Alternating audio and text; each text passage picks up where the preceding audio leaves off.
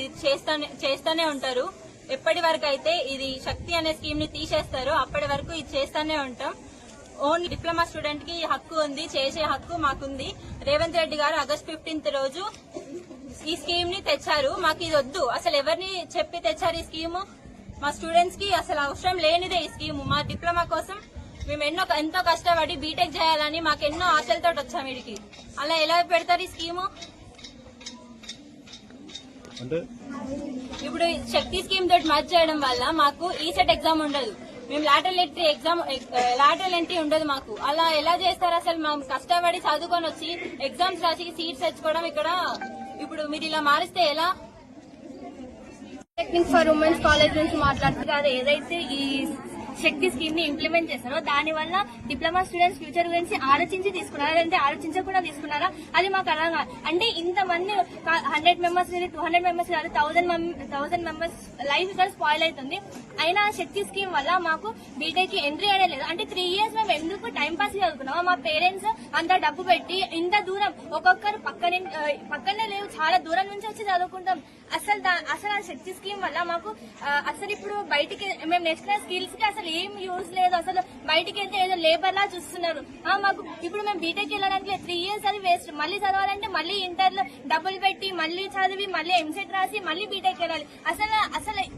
అసలు దానివల్ల ఏం యూజ్ ఉందని శక్తి స్కీమ్ ని రేవంత్ రెడ్డి గారు ఇంప్లిమెంట్ చేసిందో మాకు తెలియదు. సో ఇది జరగకూడదనే మా ఫ్యూచర్ బాగుండాలి. మా డిమాండ్ ఏంటంటే మాకు హైయర్ క్వాలిటీ ఎడ్యుకేషన్ కావాలి. అది ఎప్పుడు ఇస్తారు? అది ఇచ్చేంత వరకు ఈ ధర్నాలు అయితే మేము ఆపాము.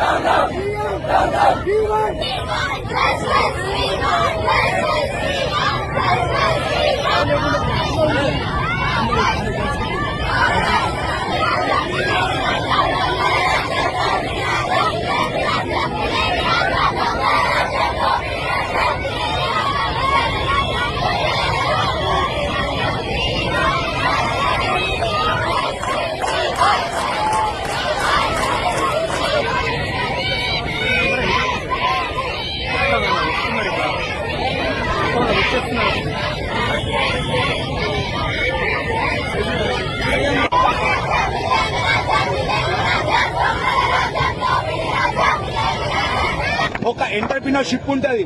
ఎంటర్ప్రినర్షిప్ తీసేసి ఒక లేబర్షిప్ తీస్తారంట. ఎక్కడ కరెక్ట్ సార్? ఈ ఎంటర్ప్రినర్షిప్ ఎక్కడ, లేబర్షిప్ ఎక్కడ? ఒక ఎంటర్ప్రినర్షిప్ అంటే కొంతమంది ఒక కంపెనీనే తీసుకుంటారు. అదే ఈ లేబర్ అంటే ఏంటి సార్? ఈ లేబర్ కి ఒక రోజు ఇక్కడ పనులతో ఇంకో అక్క దొరుకుతుంది. అది కాదు సార్. మేము డిప్లొమా కష్టపడి 3 సంవత్సరాలు చదివి మా తర్వాత బీటెక్ వెళ్తాం సార్. బీటెక్ కూడా హైయర్ ఎడ్యుకేషన్ తీసుకుంటాం. హైయర్ ఎడ్యుకేషన్ తో మాకు కొన్ని ఛాన్సెస్ ఉంటాయి మా లైఫ్ లో. మాకు మ్యాథ్స్, ఫిజిక్స్, కెమిస్ట్రీ ఈ బేసిక్ నాలెడ్జ్ అని మాకు అవసరం లేదు. నాకు టెక్నికల్ నాలెడ్జ్ కావాలి. టెక్నికల్ నాలెడ్జ్ ఉంటే బీటెక్ లో మేము హ్యాపీగా ఈజీగా పాస్ కావచ్చు. మేము డిప్లొమా తీసుకుంటాం. అలాంటి మమ్మల్ని తీసుకెళ్లి స్కిల్ వర్కర్స్ కింద పెడితే మాకు ఏ లాభం ఉండదు. మేము బీటెక్ పోవాలని చెప్పేసి మా పార్టీ. ఏం పేరు పెట్టని చెప్పారు? ఎక్కడి నుంచి వచ్చినా? మంచిర్యాల. ఓకే. ఏ ఇయర్? ఇప్పుడు 3 years చదువుకొని మళ్ళీ మేము ఒక కార్పొరేట్ రేపటి కింద పనిచేస్తే మాకు ఏముంటుంది సార్ రెస్పెక్ట్? రేపటి నాడు మా మమ్మీ డాడీ మాకు ఇంత చదివించి మాకు ఏం లాభం సార్?